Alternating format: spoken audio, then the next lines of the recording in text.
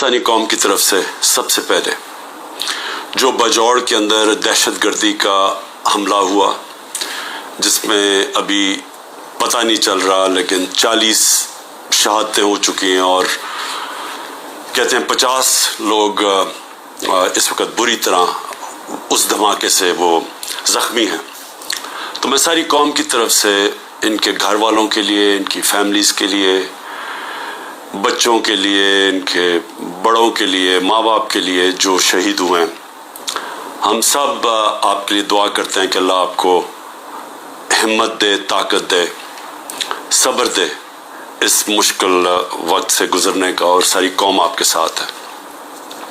इसके साथ मैं अपनी गवर्नमेंट को जो पैगाम देना चाहता हूँ वो बड़ा आसान है, सिंपल है। पैगाम ये है कि जब सारी आपकी resources, intelligence agencies, security forces, उनका सिर्फ एक ही मकसद हो कि मुल्क की सबसे बड़ी जमात, उसको किसी ना किसी तरह ख़त्म किया जाए, हर किस्म के उनके ऊपर केसेस किए जाएं, उनको जेलों में डाला जाए, उनके घरों के ऊपर हमले किए जाएं, उनके लिए उनके रिश्तेदारों का पता चलवाओ, उनकी बिजनेसेस बंद करो और किसी ना किसी तरह इनको ख़त्म करो। जब एक हुकूमत का सारी तवज्जो इधर आ जाती है तो वो कैसे, जो नज़र आ रहा है कि दहशतगर्दी बढ़ती जा रही है, देखिए हमें एक अल्लाह ने सुनहरी मौका, कैसे इसका मुकाबला करेगी? देखिए हमें एक अल्लाह ने सुनहरी मौका दिया था जब अफगान गवर्नमेंट गिरी और जो नई हुकूमत तालिबान की आई, तो हमारे पास एक सुनहरी मौका था कि हम इस दहशतगर्दी के ऊपर पूरी तरह काबू पा जाए। क्योंकि हमारा सबसे बड़ा क्या था कि जी गनी हुकूमत के दौरान 3 डिफरेंट दहशतगर्द ग्रुप्स पाकिस्तान में वारदात करते थे। एक था दाइश या आईएसएल, दूसरी टीटीपी और तीसरा था जो बलोच के लिबरेशन BLA।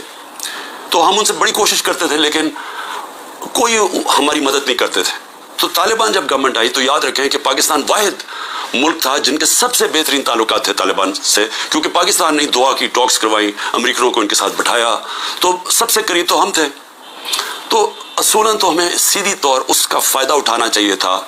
और ये जो ट्रांजिशन थी जिसमें वो हमारी मदद करने के लिए तैयार थे कि जो टीटीपी को यहाँ सेटल करना था उसमें हम पूरी तरह तवज्जो देते, उनका बंदोबस्त करते कि जब वो यहाँ आना था उस मसले को वहाँ हल करते, और अफगान गवर्नमेंट पूरी तैयार थी मदद करने के लिए।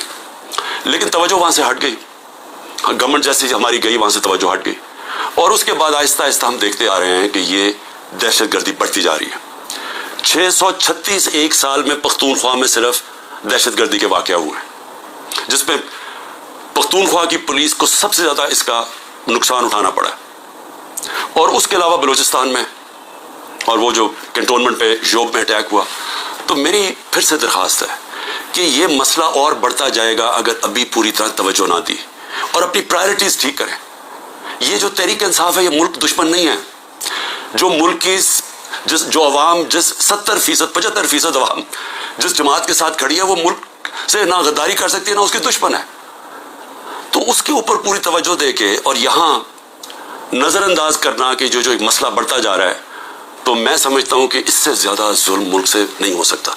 आगे माशी तौर पे हमारे हालात उधर पहुँच गए हैं जिधर आम आदमी, तनख्वाहदार तबका, उसका जीना मुश्किल है। बिजली का बिल, जो आज बिजली का बिल दे रहा है कि वो बैग जो 55-60 रुपए किलो था आटे का, वो पहुँच गया 150 रुपए किलो पे। जो चावल है वो तकरीबन दुगने हो गए चावल की कीमत। तो हर चीज़ जो ये महंगी हुई है, रुपया तेज़ी से गिर गया।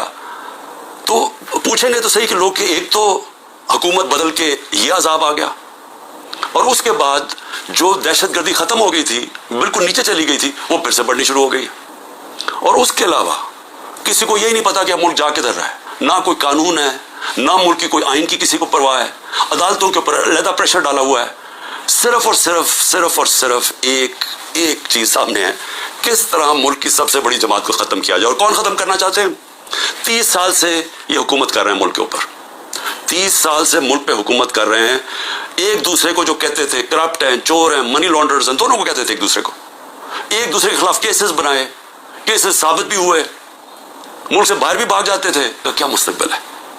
اور وہ اسی لیے ہے کہ کسی کو سمجھ نہیں آ رہی ملک جا کدھر رہا ہے, کہ ایک پارٹی کو ختم کرتے کرتے سارے ملک کے ادارے تباہ کر دیے.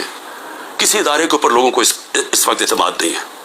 ایف آئی اے کو تو لگایا ہوا ہے کہ جی کسی نہ کسی طرح پکڑو عمران خان کو اور یہ پی ٹی آئی کی لیڈرشپ کو, کسی طرح سائفر پہ پکڑ لو. یہ نہیں پتا کہ سائفر جتنی سائفر پہ بات ہوتی ہے تو ساری انگلیاں ان کے اوپر آتی ہیں.